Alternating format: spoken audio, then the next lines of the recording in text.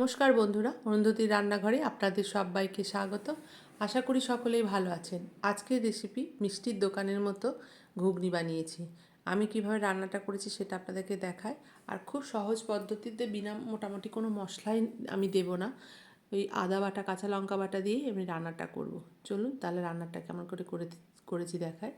এটা আমি মটরটাকে ভিজিয়ে রেখেছিলাম। এই 300 মতো মটর ছিল, আর একটা বড় সাইজের আলু ছোটো টুকরো করে কেটে আমি ওটা রেখেছি। আর মটরটাকে আগের দিন রাত্রিবেলায় ভিজিয়ে রেখেছিলাম। এবার প্রেশার কুকারটা গ্যাসের মধ্যে বসিয়ে দিয়ে এটাকে আমি সেদ্ধ করে নেব। আলুটাকে আলাদা করে ভাজছি না, একসাথে আলুর সাথেই সেদ্ধ করব।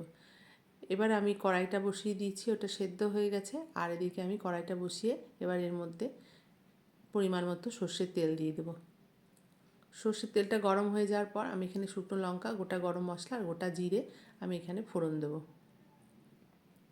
খেতে কিন্তু দারুণ হয়, কোনো মশলা সেরকম দেওয়া হচ্ছে না, আর খুবই সামান্য উপকরণ দিয়ে রান্নাটা হচ্ছে, কিন্তু ভীষণ টেস্ট হয়। আমি এখানে একটা তেজপাতা আর চিনিটা দিয়ে দিলাম।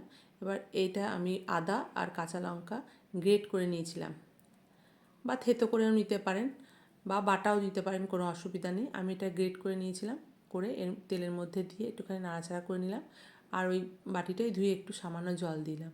আর এখানে স্বাদ মতো নুন, হলুদ পরিমাণ মতো আর দিয়ে এটাকে বেশ ভালো করে একটুখানি মশলাটাকে ভেজে নেব। আদা বাটাটা, কাঁচা লঙ্কা বাটাটা এটা ভেজে নেব। এবার একটু লঙ্কা গুঁড়োও দিলাম, রঙটা বেশ ভালো আসবে বলে। আর ঝালটা আপনারা নিজেদের টেস্ট অনুযায়ী দেবেন। আমি এখানে 2টো কাঁচা লঙ্কা আর 1 চামচ মতো শুকনো লঙ্কা দিলাম। এবার আদা বাটার কাঁচা গন্ধটা চলে যাওয়া পর্যন্ত এটাকে ভালো করে নেড়ে ভেজে নিতে হবে। ভেজে নেওয়ার পরে আমি যে মটরটা আর আলুটা সেদ্ধ করে রেখেছিলাম সেটা এর মধ্যে দিয়ে দেবো।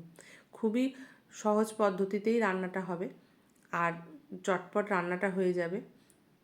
আমি একটুখানি ভালো করে সেদ্ধ করে এর মধ্যে মিশিয়ে দিলাম, আর এটাকে খুব ভালো করে একটুখানি নাড়াচাড়া করে এটাকে এখন বেশ কিছুক্ষণ ধরে ফুটতে দেবো। এটা একটু খুব ঘন হবে না, একটু পাতলা হবে, ওই জন্য খেতেও কিন্তু বেশ ভালো লাগবে।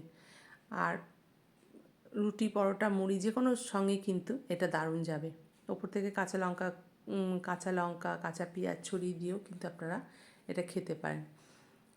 দেখুন আমার রান্নাটাও মোটামুটি হয়ে এসছে। আমি ওপর থেকে বেশ কিছুটা বড় চামচের 1 চামচ মতো ভাজা মশলা, যেটা জিরে গুঁড়ো, ধনে আর শুকনো লঙ্কা, একটু গরম মশলা সব কিছু একসাথে ভেজে গুঁড়ো করা আছে। এটা আমার রেডিমেড করাই থাকে, এটা আমি ওপর থেকে একটু ছড়িয়ে দিলাম। এই জন্য টেস্টটা এর থেকে খুব ভালো লাগবে। দেখুন দেখতে কিন্তু বেশ ভালো হয়েছে, আর খেতেও খুব ভালো হয়। অবশ্যই আপনারা একবার বানাবেন। আর আমার ভিডিওটা যদি আপনাদের ভালো লেগে থাকে তাহলে অবশ্যই একটা লাইক, কমেন্ট, শেয়ার এবং চ্যানেলটিকে সাবস্ক্রাইব করে দেবেন। পাশে থাকা বেল আইকনটা প্রেস করে দেবেন, সবার আগে নোটিফিকেশানটা আপনাদের কাছে যাবে। ভালো থাকবেন, সুস্থ থাকবেন, দেখা হবে আবার নতুন একটা রান্নার ভিডিও নিয়ে। ধন্যবাদ।